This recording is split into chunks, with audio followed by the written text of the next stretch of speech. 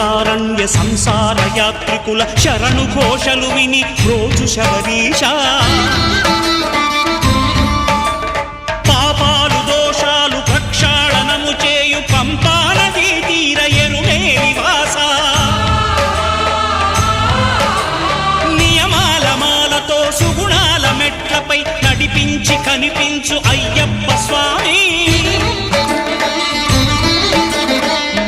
సంక్రాంతి సజ్జోతివై అరుదెంచి మహిమలను చూపించు మణికంఠ స్వామి